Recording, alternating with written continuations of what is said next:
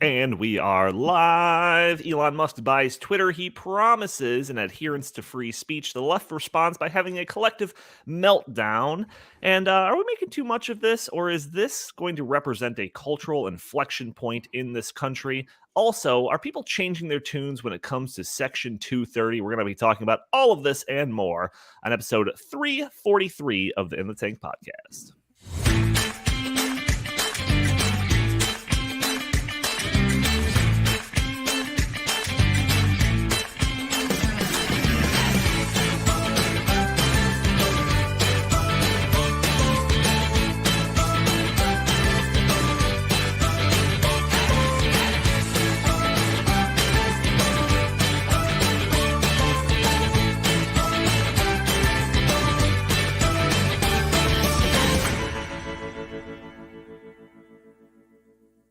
Welcome to the In the Tank podcast. As always, I am your host, Donald Kendall, and joining me today, I've got Jim Lakely, VP of the Heartland Institute. How are you today, good sir?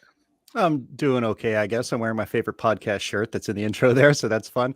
Hey, did you guys see that yesterday that the Biden administration created in our Department of Homeland Security a disinformation governance board?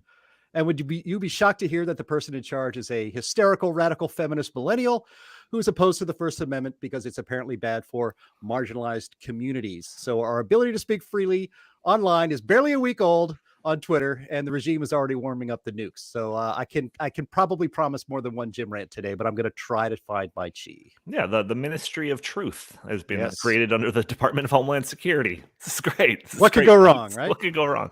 Also joining us, we have Justin Haskins. He is editorial director at the Heartland Institute and co-author of the latest Glenn Beck book, The Great Reset, Joe Biden and the Rise of 21st Century Fascism. How are you today, good sir? I'm doing all right. I'm a little triggered because Jim brought up millennials. He had to just throw in millennials as if that had something to do with it. If it was a baby boomer running this truth administration, would that have made things any better? This truth, whatever, ministry for truth or whatever. Would that have made any difference, Jim? Yeah, I don't think so. Right. You had to drag millennials through the mud. You started this generational war. Now we're going to... That's true. And by the way, who screwed up all the millennials? Gen X did. Is that what you're saying? You didn't help. Gen X, baby. Yeah, didn't help. That's right. Yeah, well, if you're triggered now, Justin, wait till we play the clips we have for this podcast. Oh my gosh. Yeah. Well, trigger warning to everybody. Like literally, there's one clip here with Joy Reid that I had to watch it in 3 different parts because I could not stand it. She's terrible. Chris Talgo, senior editor at the Heartland Institute. How are you today, good sir? Doing good, and I just want to say, Jim, you're being an ageist because you are discriminating against this minister of truth or whatever she is, strictly based on her age. How dare you? I also mentioned she's a radical feminist. Does that count for anything? And she hates the First Amendment. How do you know that she's that's her preferred pronoun? Good point. Jeez, man. All right. This is a rough start to the podcast.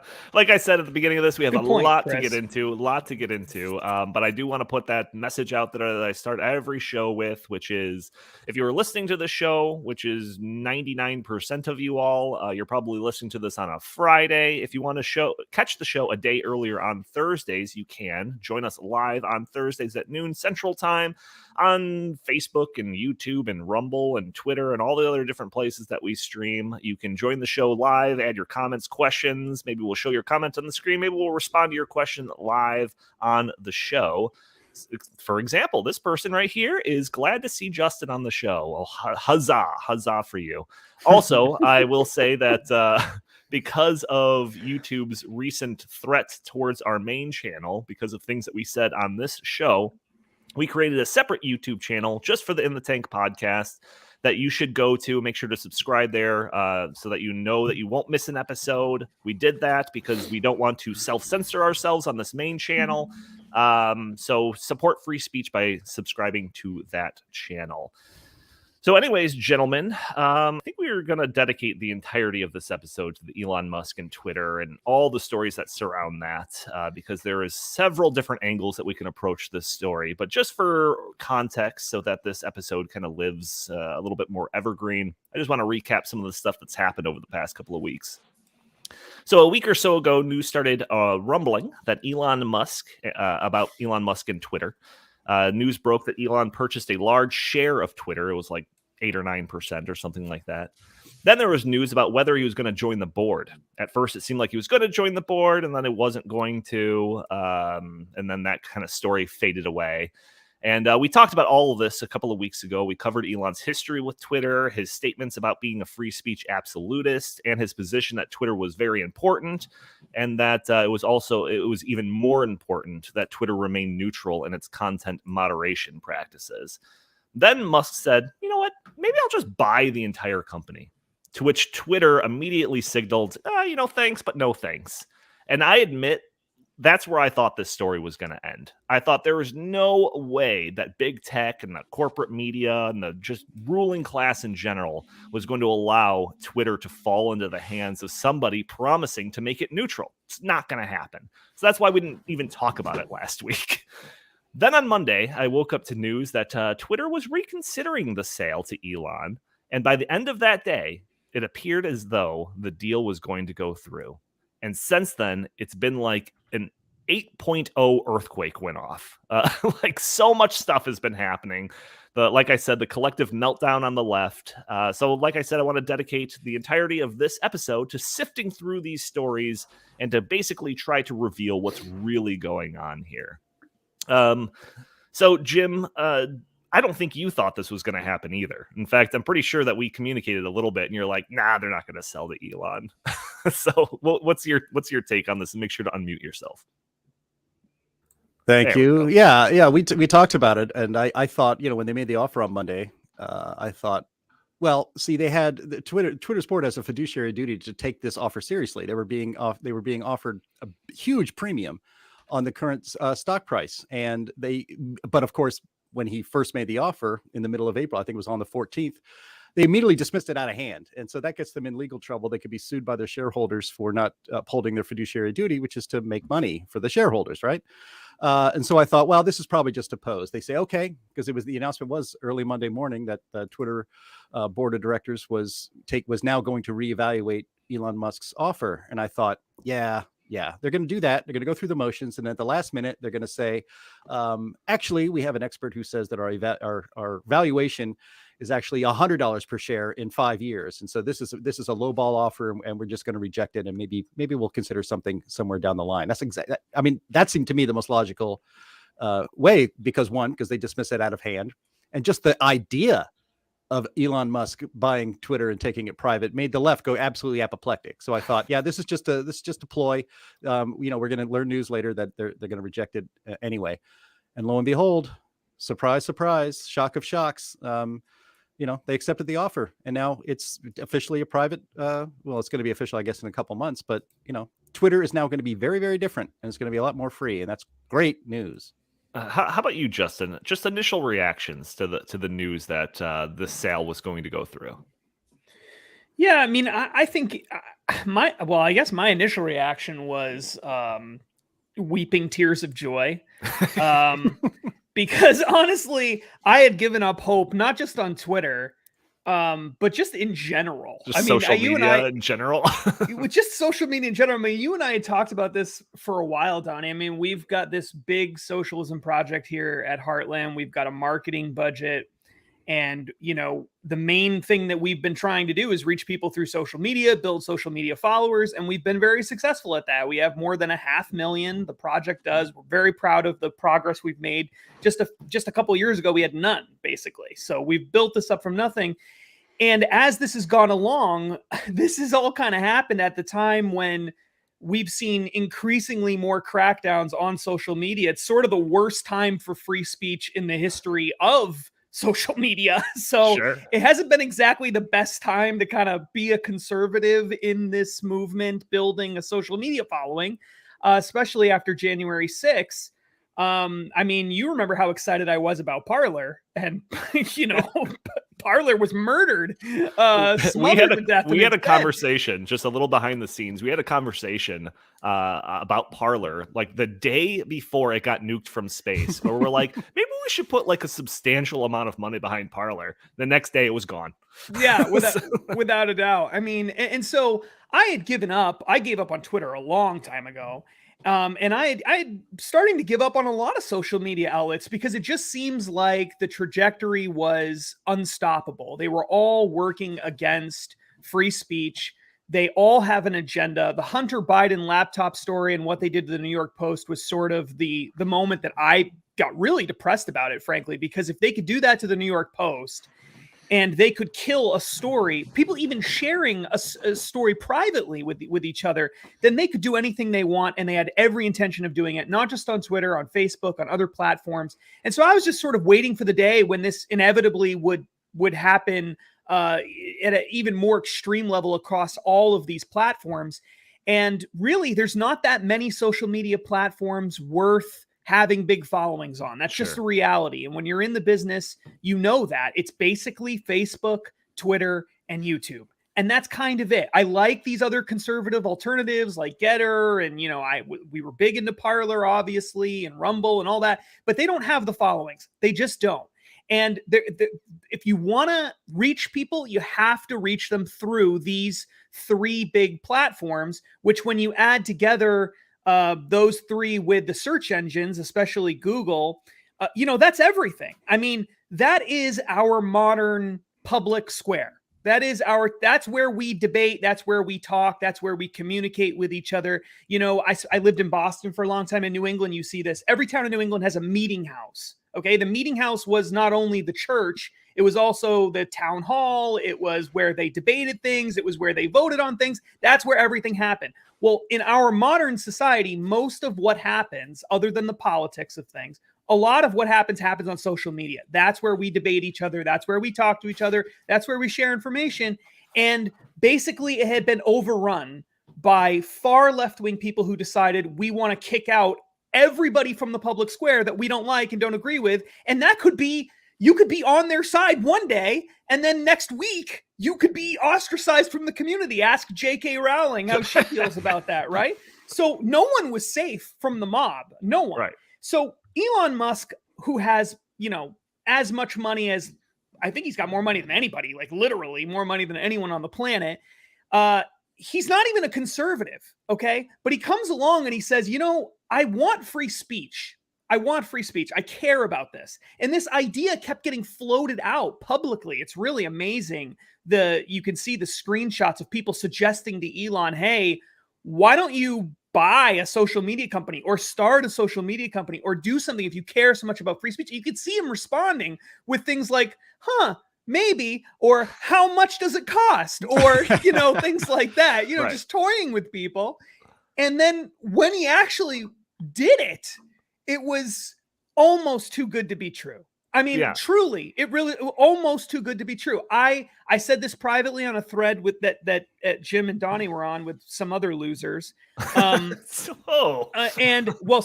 losers, not other losers. Thank you. And and I said, I think this is the most important moment for free speech, pro-liberty people on social media in the history of social media. Like, I legitimately believe that, because Elon has the opportunity here to not just reform Twitter so that Twitter is a place where free speech is allowed, not just today or next week or next year, but maybe for 20 or 30 years. But also it puts pressure on Facebook and these other social media companies to think a little more carefully about their own platforms, because there is a competitor that's offering free speech. And when they're all working together to silence free speech, none of them have anything to lose from being a tyrant. But when one of them starts offering free speech and now there is a market for that, and now there's some competition, well, everything goes out the window. And maybe Facebook's going to change their views at least a little bit. And even if they don't, at least there's some place we can still communicate with each other that is going to be more supportive of free speech. So I do think it's an incredible, incredible moment that can't be understated. And the left's reaction, which I know we're going to get to at some point, the left's reaction proves how important it is. because they just lost their minds, and that proves it. This was so important. I'm so happy. So speaking of the left, Chris, I want to go to you next, because I think that the general consensus among people on the right side of the aisle is that we didn't see this coming. Even the most optimistic of us during this was like, it's not going to happen. So unless you're the outlier, Chris, and if you are, feel free to make your case. But I know that you watch, the CNNs and the MSNBCs of the world. Do you get a sense if they saw this coming or if they were also confident that it wasn't going to go through? Oh, geez, I would say without a doubt, they did not see this coming. And I think the best proof of that is the day that it happened and the day after it happened, Donnie, as I told you, they didn't even talk about it. It's almost as if they were in such shock that they needed like a day to process this. And then, of course, the day after, they started doing the talking points of Elon Musk is a racist, he's a homophobe, he's a transphobe, on and on and on. But I think this took everybody by surprise. It definitely took me by surprise. I thought after Elon Musk turned down the board position, I thought that okay, fine, he's going to have like a 9.2% stake, and he'll probably make some changes at the fringe here. But I never, in my wildest dreams, thought that in such short order he would buy the entire platform, the deal would go through, and all of a sudden the entire environment has shifted 180 degrees. It's just it's mind blowing right now. Yeah. I think the left is still in I think that they are having trouble processing this, and they are in denial, and they are still thinking that something can come and save them, but I doubt it. They're like trying to craft their narrative. They needed like a day to come up with what's our strategy here? What's our strategy to push back against this? But the left is absolutely freaking out about this. We have some clips that we'll show. They're acting like Donald Trump Jr. bought Twitter and said, "You stifled conservative speech for the last several years. Now it's our turn to stifle liberal speech." When in reality, Elon Musk has never said anything remotely close to that. And we have a couple of videos here of Elon Musk kind of talking about his, mind frame, his worldview when it comes to this. So instead of us recapping what he has to say, why don't we just play this clip? Well, I think it's very important for there to be an inclusive arena for free speech where all, Twitter has become kind of the de facto town square. It's really important that people have both the reality and the perception that they are able to speak freely within the bounds of the law.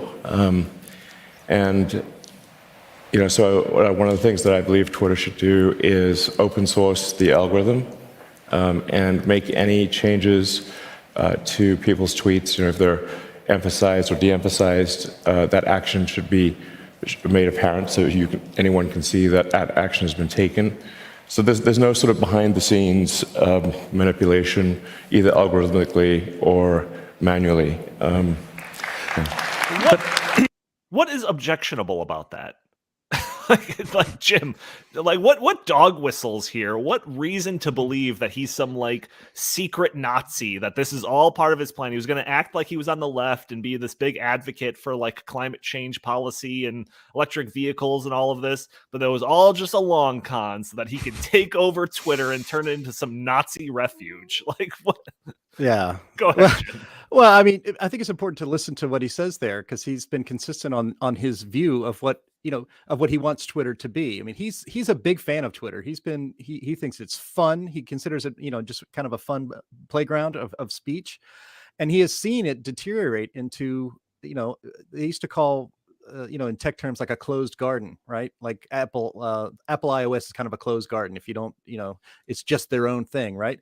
Well, Twitter just became the own thing, really, of the left, and anybody who criticized the left was considered involved in hate speech. It was, people were banned. And I think the important thing there is the algorithm being public. I mean, Justin has had this experience. Conservatives all over Twitter have had this experience. I mean, they still exist there. And Heartland Institute's account has had this experience. You're shadow banned. You post things out and suddenly just it's getting no pickup, no engagement whatsoever. And you're being suppressed by the people, the people behind the scenes at Twitter, but you suspect it, but you have no proof. You have really no way of knowing. And then you put things up and then there's a warning, there's a warning sticker on it, or, go here for more information and all. I mean, so they were always behind the scenes biasing Twitter and the public communication, all to advance a leftist and Democrat agenda and to suppress and to harm anything that's not the leftist Democrat agenda. All Elon Musk said right there is like, and that's, I think, really bothered him because it was not transparent, and that the public square needs to be transparent, and they need to show the algorithm that it's being fair to everybody. The reason Twitter didn't want to do that is because they're not being fair to everybody, and they know they're not being fair to everybody. They may justify it by saying we're trying to control hate speech and stop people from harming other people by speaking, which is a radical leftist notion from academia that is now completely mainstreamed in our society. So I think that's really what's going on here. And what's really admirable is that if he keeps his promises, Twitter, under the control of Elon Musk, is going to be a transparent format for speech. If you are being suppressed in any way, you'll know it. You won't have to guess it. And so that's great. Now, there's a couple more clips of Elon Musk talking, Jim. Are those... I forget exactly what those are. Do we want to spend some time listening to some more of Elon talking about this? Yeah, it's only a couple more minutes. Go ahead. All right, let's do it. Go ahead, Andy. My strong intuitive sense is that having a public platform that is maximally trusted and broadly inclusive is extremely important to the future of civilization. But you've described yourself. I don't care about the economics at all. I'm just waiting for the dog whistles. I'm seriously. Right. Go ahead. Keep letting it play. Yeah, go to the end. I'm just very curious. I'm trying to look at this as like a liberal perspective. Go ahead. Well, I think we would want to err on this. If in doubt, let the speech let it exist. It would have, if it's a gray area, I would say let the tweet exist. But obviously, in a case where there's perhaps a lot of controversy, that you would not want to necessarily promote that tweet.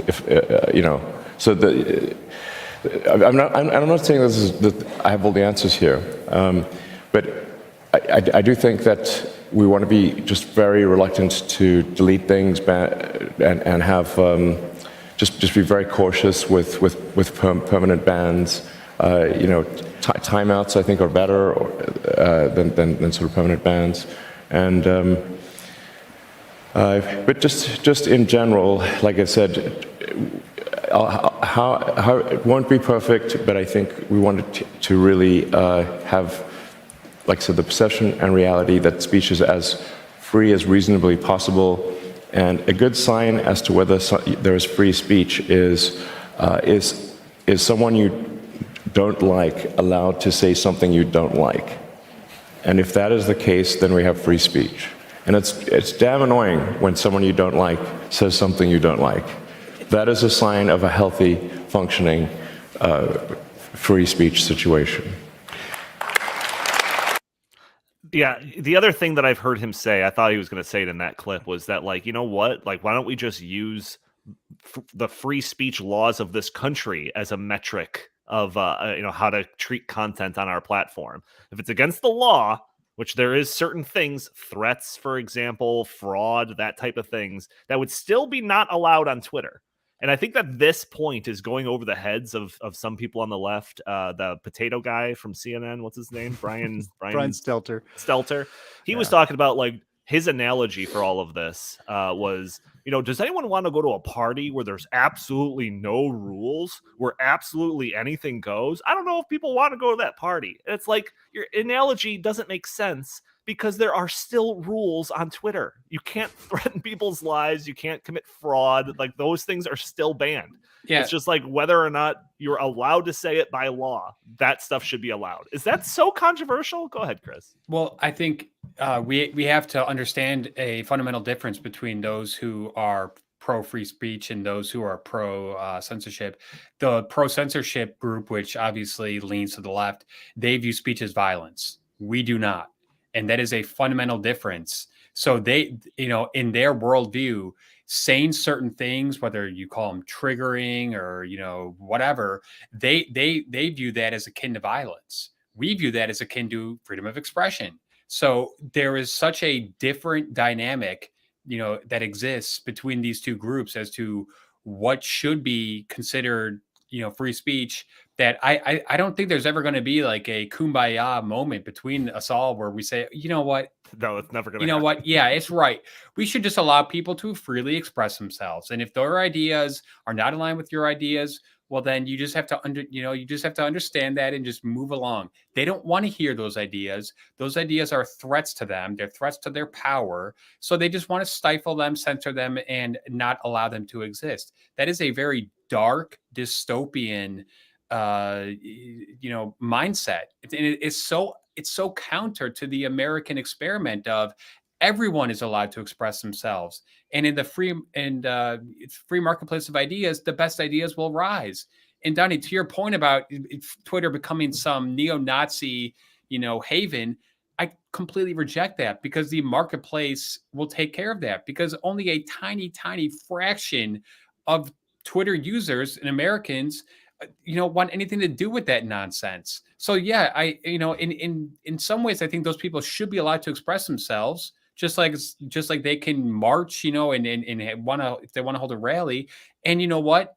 The vast majority of people are just going to ignore them. So their ideas are going out there, but they're reaching practically nobody. But I will, stand firm that they are allowed to express those sentiments. Yeah, either ignore them or present information that completely counters their ideas and makes them look stupid, which is like the most important thing when you're talking about the free market of ideas. So, when Elon Musk says all of these things, again, no hint that he's going to actually turn around and censor the left. And then hearing the left's reaction to it, it's like I feel like we're left with two options. One, the left thinks that Musk is lying and that he will, in fact, use his power to censor their speech. Or two, they actually don't want a truly open platform representing free speech to begin with. Justin, if you had to put your money on one of those options, or if you think there's a third option, what are you putting your money behind? There is no doubt whatsoever that the left believes that Elon Musk is going to allow free speech on the platform, and that in and of itself, they're not worried about being silenced. No person on the left is ever worried about being silenced, ever, because that's not something that ever happens to them. So what they're worried about is allowing other people with whom they don't agree to have a platform to say in their, what they would say, whatever they want. As you pointed out, that's obviously not true, but that's how they would frame it. When news broke, and liberal Twitter lost its collective mind, as I often do when liberal Twitter loses its mind, because it doesn't happen very often, I went online and I started just asking people questions who were crying over, Elon Musk buying Twitter. Just asking them, why does this bother you? What is the problem? Like, how does this impact you? And not in the nicest way. I understand I do that, but I'm working on it. But look, the responses I got were the same every single time. It was essentially some version of, well, now that Elon has control of this, there's going to be fascists are just going to run wild on Twitter. This is the common refrain. It's just going to become this bastion of fascists running all over the place, saying horrible things that they think are racist or bigoted or whatever.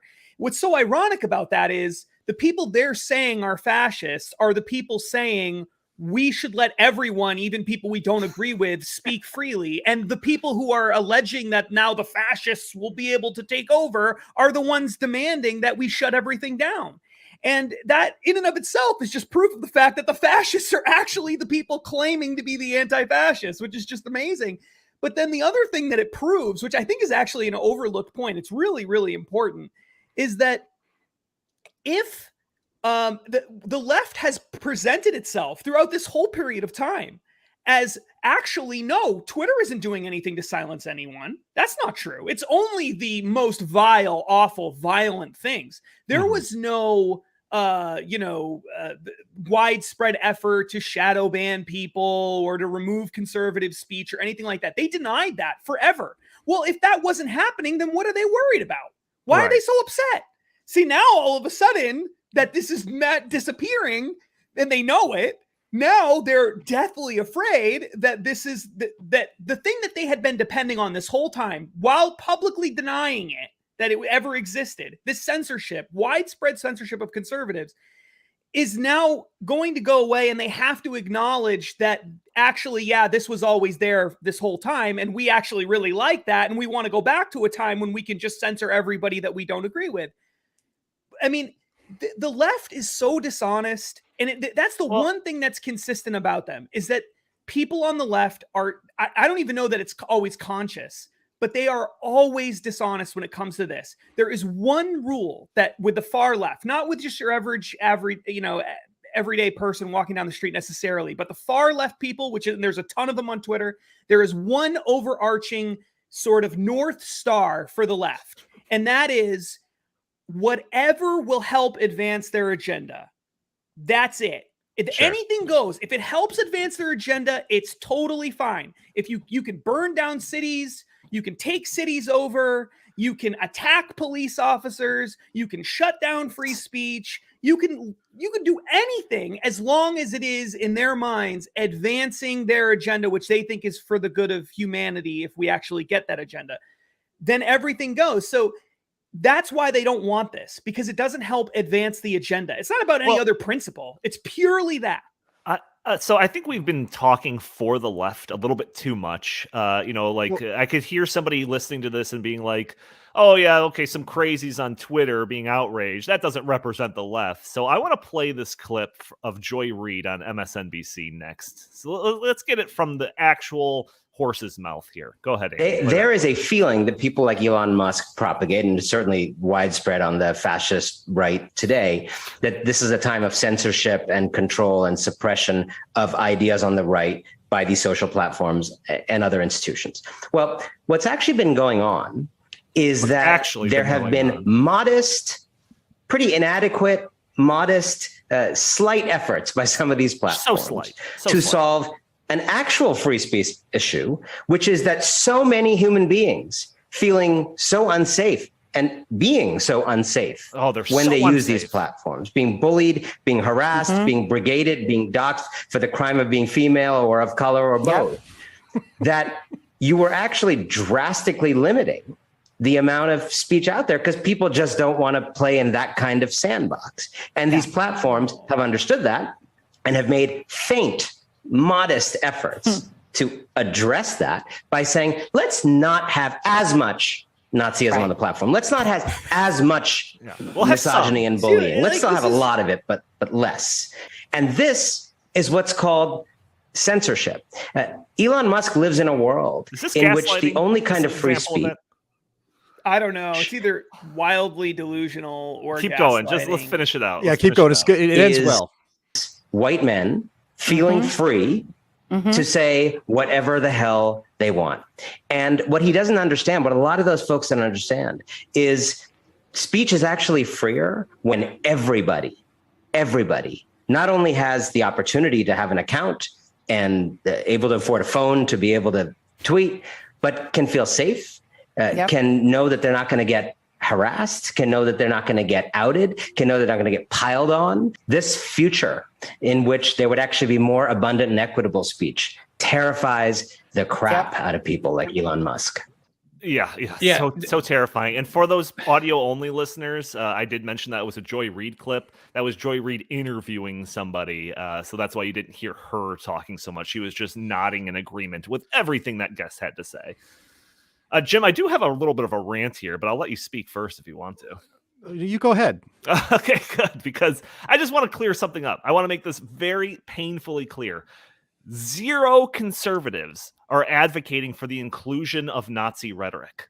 Zero conservatives are applauding all of this with Twitter because now we can use racial slurs and get away with it. Zero conservatives are anticipating Musk's takeover so that they can freely attack minorities on the platform. This is one gigantic straw man. This is like the biggest gaslighting that I've seen, and that's saying something because we talk about that all the time on this show. Yet this is the position of numerous talking heads on the left, Joy Reid, whoever that guest was, Sean King, etc. In reality, conservatives don't want to be shadow banned for being conservative. They want to be able to share their opinions without fear of losing access to their accounts. Sometimes they spend money to build those accounts. They want to be able to hear what people like Donald Trump and Steve Bannon and others say without them being banned by Twitter.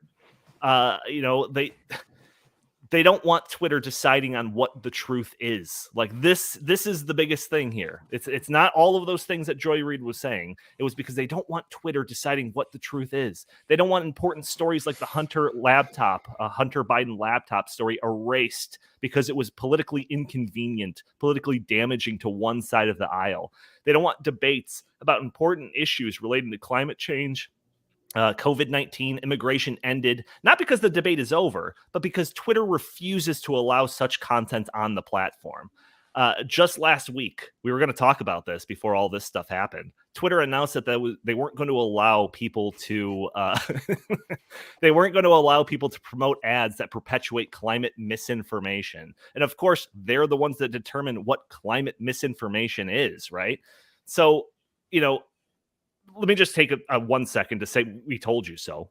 We've been talking about this for a while, pretty much since the middle of the pandemic, that they were going to use the crackdown that they had to take out COVID misinformation. It was just providing a roadmap that they were going to use for the same type of hammer dropping when it comes to climate change stuff. And I think that Twitter announcement that they were going to, not allow the promotion of climate misinformation on their platform was the next step in all of that. Mm-hmm.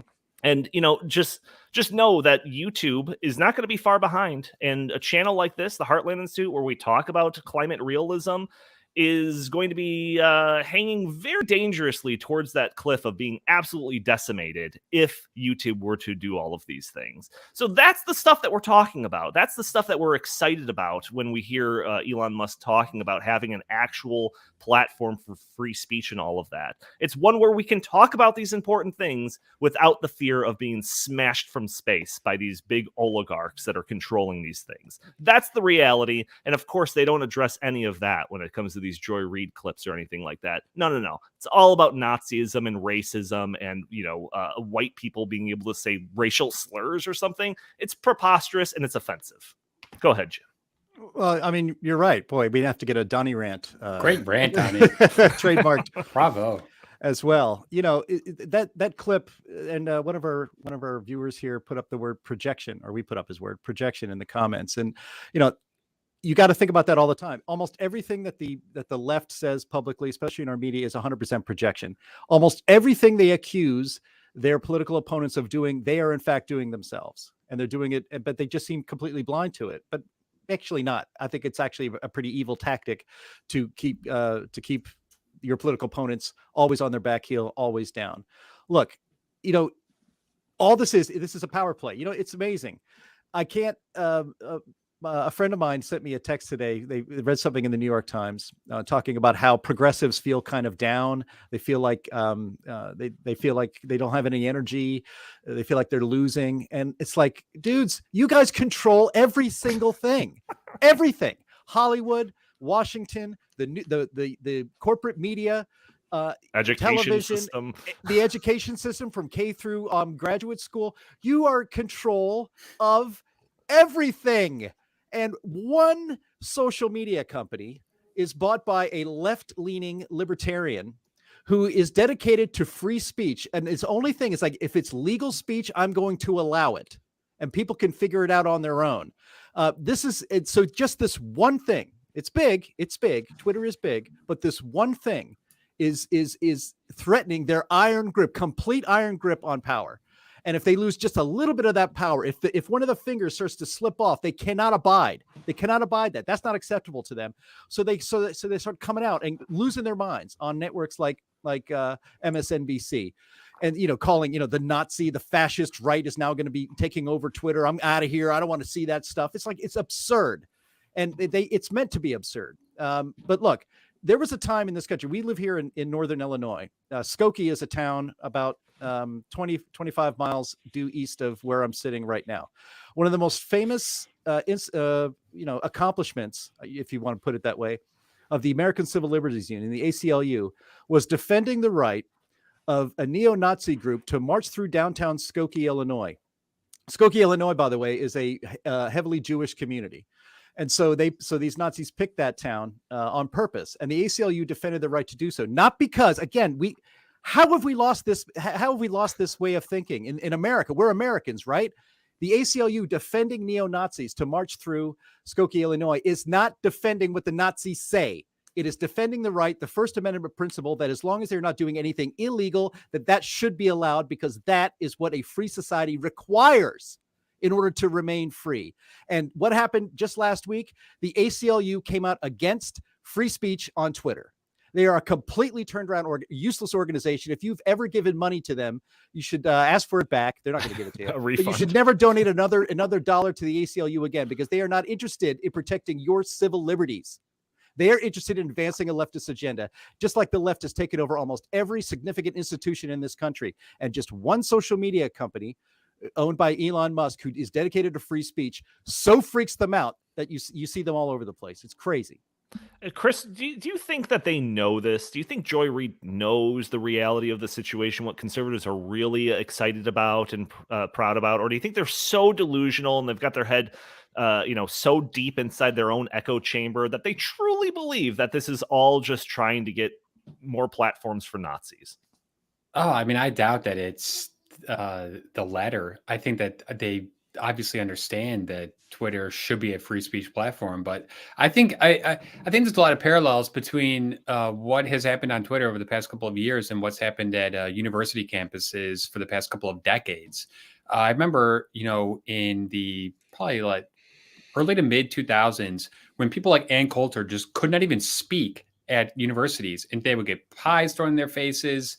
There was all these anti-free speech, riots and such, violence on UC Berkeley campus, Ben Shapiro, on and on and on. I think that mindset has taken over the, I don't want to say the entire left, but, a good portion of it, where now that is the accepted norm. And it's transitioned from, universities and these like super liberal enclaves to, mainstream, platforms such as Twitter, where now it's, you just can't say that stuff. And that is just, once again, I mean, I probably sound like a broken record, but that's just anti-American. That goes against everything that this country was founded upon. This country was founded upon the fact that there's a free and open exchange of ideas. That is so necessary. And it's necessary because when you have a free and open exchange of ideas, the best ideas will almost always, win out. So I think that this is them terrified that their monopolistic control of the narrative via, these platforms is now under threat, and they are scared out of their mind. And I think that, during the COVID-19, pandemic, people like Alex Berenson, who were just, tweeting fact after fact after fact, they were thrown off the platform. And here we are now, 2 years later, and almost every single thing that Alex Berenson and so many others said turned out to be 100% true. So why in the world would you want to, in real time, prevent someone from having an opinion or from expressing their views? That is Soviet, Nazi Germany style. It is not America. These people do not believe in the foundation of America, because America is founded on free speech. And if America is going to remain America, free speech has to be, significant and forefront in the societal discourse. Yeah, we got one more video here. One of our viewers put up the idea that this is all just projection, that they're like accusing us of stuff, potentially doing stuff that they are currently doing. And we have one more video that is just like the most egregious example of that. This is also from MSNBC. Don't be too surprised. Go ahead and hit that one, Andy. Own all of Twitter or Facebook or what have you. You don't have to explain yourself. You don't even have to be transparent. You could secretly ban one party's candidate or all of its candidates, all of its nominees, or you could just secretly turn down the reach of their stuff and turn up the reach of something else. And the rest of us might not even find out about it till after the election. It's just unbelievable. Elon Musk says this is all to help people because he is just a free speech, philosophically clear, open-minded helper. Saying free speech with disdain is Just like free speech guy advocates for it. Oh yeah, terrible. They could barely get the words free speech across their teeth, without spitting. Yeah, it would be crazy if a platform just got rid of one of the candidates, like Donald Trump. It is so absurd. It is so absurd. The projection is is unmatched, I think, in human history. Yeah, that's on that point, real quick. Remember how there's just a little bit. It was just a little bit of just a slight little bit of censorship, except it was the sitting president of the United States of America. So if that's just like with your definition of just like a little bit of censorship is censoring the president of the United States, then I think that's kind of our point. In your world, censoring the president is just a little bit of censorship. That's just a little bit, a little less Nazism. Modest or whatever he said. So what's better than that? What's a little better than modest? Just a little better than censoring the president of the United States. That's the whole point. They're obviously authoritarian. They're not even trying to hide it. It's amazing. Donnie, the current ethos of the left is diversity, equity, inclusion. Okay, so diversity and inclusion, are exactly what Elon Musk is saying Twitter should be all about. It should be about a diversity of opinion, and it should be inclusive. It should have everybody, there. The big asterisk is intellectually, exactly. They are totally opposed to diversity, equity, and inclusion. Exactly. 100%. Every other kind, racial, sexual, gender identity, superficial all that characteristics, but not in terms of ideas. So right. You know what, the whole diversity, equity, inclusion narrative, you can just throw that away because they don't actually mean it. No, absolutely not. Yeah, it's very interesting too. This kind of another level that we can look at all of this. The left is suddenly aware and very concerned about the super wealthy owning and controlling social media. All of a sudden, just now, maybe it's a coincidence. I don't know, but I've got a couple of quotes here. These were from Twitter. Senator Ed Markey quote Markey. Whatever. Just call him moron. Moron's fine. Elon Musk and a handful of billionaires now have dangerous influence over the most powerful online platforms. They can't be trusted, and self-regulation has failed. We must pass laws to protect privacy and promote algorithmic justice for internet users, especially for kids. Senator Elizabeth Warren, did I pronounce that one right? Yeah. Quoted, one billionaire whose estimated net worth has gotten about 10 times larger since the start of the pandemic, is about to have the power to decide how millions of people can communicate with each other. It's dangerous for our democracy to have so much power in so few hands. Go ahead, Chris. You didn't pronounce her name correctly. You should pronounce it in her native tongue of what is it, like Algonquin or whatever, Choctaw or something. Yeah. Jen Psaki during a press conference said that our concerns are not new. The president has long talked about his concerns about the power of social media platforms, including Twitter and others, to spread misinformation. She said that the administration advocates revoking Section 230, a law that shields online companies from liability over content posted by users. So I want to talk about Section 230, considering we've discussed this on numerous times before Elon Musk took over, one of the most powerful platforms. But first, what is your response to some of these statements and others by the left who are just now worried about social media and how they could be used for nefarious purposes by the people that run them, Jim? Well, I think it's funny that they kind of try to have it both ways. On one hand, it's not a big deal if certain conservatives are silenced, but if they're allowed to speak, now it's the end of the world. So, is Twitter super powerful? It drives the agenda of the nation, or does it not? Right.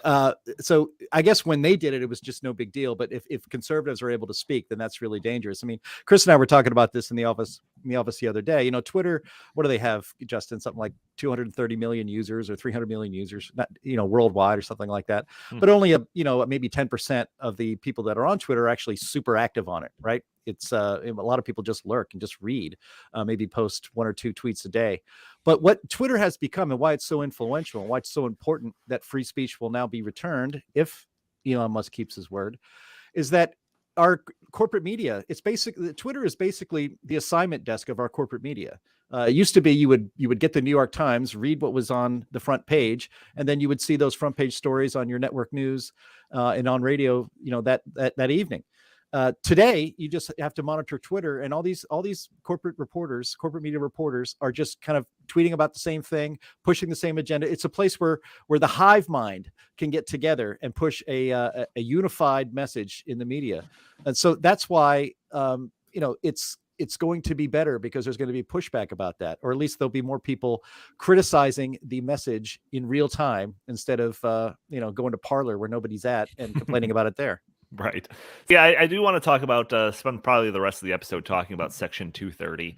And spoiler alert to any haters that are watching this that are hoping that we are going to sheepishly walk back our statements that we've made in the past.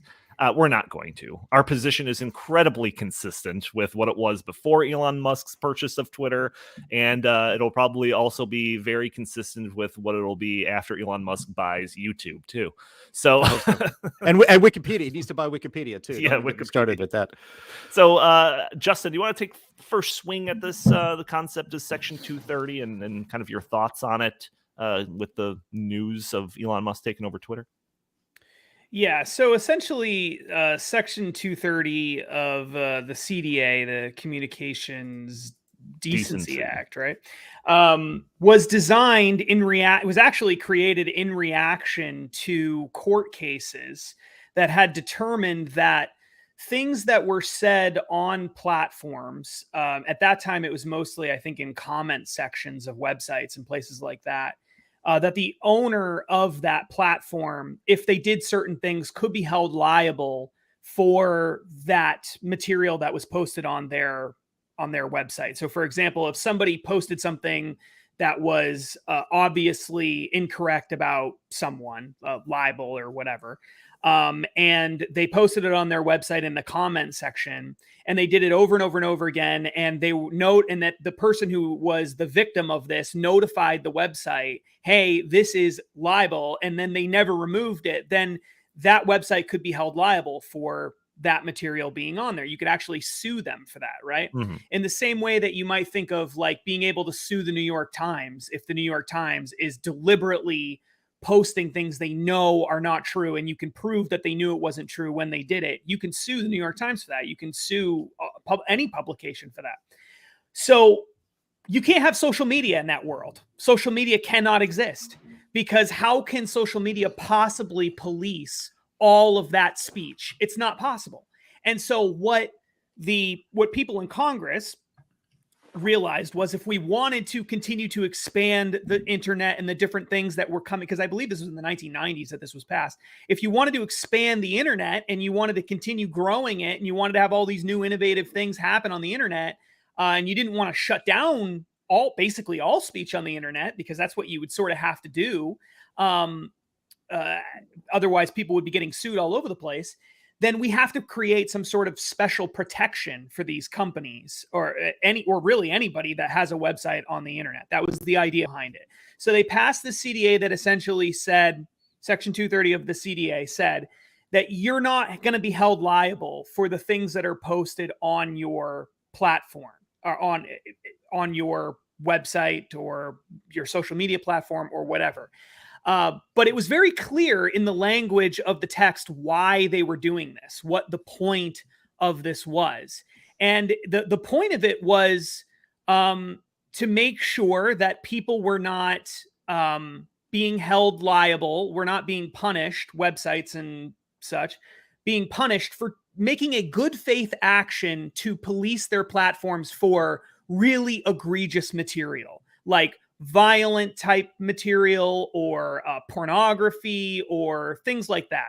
And the reason why that was important was because that was the sort of trigger for when liability started for these companies. So if you were a company and you started policing it because you wanted to take child pornography off of your website, well, then all of a sudden you could be liable for something else posted on that forum that you never took off, right? So it was actually encouraging them to either ban all speech or basically allow everything, even the really bad stuff. And so the whole point was to give them the ability to remove the really, really terrible stuff, the beheadings of people, the like I said, child pornography, pornographic material just posted on the New York Times website, like stuff like that. That was while still maintaining the idea of being a platform as opposed to a publisher. While still maintaining the ability to allow users to go on there and post things. Third-party users, meaning they don't work for the New York Times, but they can still come on there and post a little comment about it. That was really the point of it. And what happened for a long time, everyone accepted that that was the point of it, and it worked just fine. There were no issues. Then all of a sudden what occurred was left-wing people started saying, no, actually, the people who own social media companies and activists who were pressuring social media companies were saying, actually, you can use this as a shield to basically ban anything you want, because there's a line in there that says otherwise objectionable material. And they interpreted that in a way that was obviously not what was intended, to say, well, okay, we're just going to get rid of everything that's objectionable. Well, that could be anything. And it turns out that was basically anything that the right said in the minds of the left. So they started saying, well, we can ban anything Donald Trump says because we find that objectionable. Anything we don't like, we can get rid of, and there's nothing that you can do about it because we have this special legal protection that says that we're going to be considered a platform. We're not going to be considered a publisher. We're not going to be held liable for the things that we don't remove, as long as we are making a good faith action to remove things that are just objectionable to us. That's fine. Right. And so I understand it's a little bit complicated, the legal aspects of it, but the point is the goal of it was to enhance free speech, third-party free speech, right. Meaning users having the ability to go on and post things, their ideas about news articles, to post their religious ideas, to post their cultural ideas, etc. The goal was to try to make sure that platforms still had the ability to remove things like child pornography and beheadings and gratuitous violence and things that are obviously, everyone agrees, should not necessarily be available to everyone on a big public platform. That was the point. So if you go back and watch our videos that we've done on Section 230, where we complained about Facebook and Twitter and all of this, and they're almost like abuse of this Section 230, it was because we maintained that when they started deleting and content moderation and censorship of just general conservative things, that they stopped becoming a platform. They stopped being a platform and instead started acting like a publisher. And when they started doing that, they lose that Section 230 protection, and they should be open to the liability and the potential of being sued and all of that. That's our point then. That's our point now. Yeah. Jim, do you want to add to that? No, exactly right. I mean, one of the reasons this comes up is because we did a text thread that we were on together with another former person on this podcast, John Noder. If he thought I was one of the losers that Justin referred to, yeah, that's right. Yes, yeah, he thought I was being hypocritical when I was upset that Jen Psaki, the day that the Twitter deal is announced, says, maybe it's time for to reform Section 230, and that's outrageous because it needed to be reformed when Twitter was acting as a publisher. Elon Musk's intention is to return Twitter to what it was supposed to be in the first place, which is what all social media is supposed to be in the first place, a platform for speech. So him trying to bring it back to what it's supposed to be it triggers this regime to threaten to revoke or revise by fiat, perhaps in the Federal Communications Commission, Section 230. It's outrageous. And in fact, it's not a coincidence, I don't think, that Elon Musk, the Department of Justice, has now opened an investigation on Tesla. He's the richest man in the world. But even the federal government can scare a guy like that. This is going to have repercussions, and I hope he's prepared for it. Yeah, the Section 230 thing, I'm going to wrap this up here. The Section 230 thing is definitely not over. This is going to be, my prediction here, this is going to be the left's real response to Twitter being taken over by Elon Musk. So I'm very fearful of what a democratic version of a reformed version of Section 230. Surely it'll be just all of the worst aspects of it matched with just the worst aspects of being lenient with it. And surely we'll be keeping a close eye on that for this podcast and the like. And then, we just got word yesterday about this thing that Jim's brought up a couple of times, this Disinformation Governance Board, the Ministry of Truth concept underneath the Department of Homeland Security. So that doesn't seem to be a good sign. So surely we'll be keeping an eye on that as well. We're going to, this is going to be a topic of discussion for the foreseeable future. So we're going to be talking about it in future episodes. Gentlemen, any last thoughts, anything you want to get off your chest before we wrap it up for today? Hearing nothing, I will say thank you all for joining us for this episode of the In the Tank podcast. Like I said at the beginning, if you're catching just the audio version, feel free to watch the live version, put a face to the voice. Join us every Thursday at noon Central Time on YouTube and Rumble and Facebook and Twitter. And join in the conversation, leave a comment, leave a question. Maybe we'll show your comment on screen. Maybe we'll respond to your question live on the show. If you would like, you can follow us on Twitter. That's right. I've always advocated, don't do it. It's not worth it. Now it's worth it. I'm going to become more active on Twitter, so feel free to follow us on Twitter at InTheTankPod. If you have any questions, suggestions for the show, feel free to email us at inthethankpodcast@gmail.com. Jim Lakely, where can the fine people find you? At Jay Lakely at Liberated Twitter, at Heartland Inst at Freedom Twitter, and always visit heartland.org. Fantastic. And Justin Haskins, same question. At Justin T. Haskins, look for that big, beautiful blue check mark. Now you can be really proud of. On Twitter forever. I know, now it's not a mark of shame, it's a mark of honor again. So join us on Twitter as we fight the libs. Fantastic. Chris Talgo, what do you got to pitch this week? StoppingSocialism.com and Heartland.org. Fantastic. Thank you all for joining us. We will talk to you next week.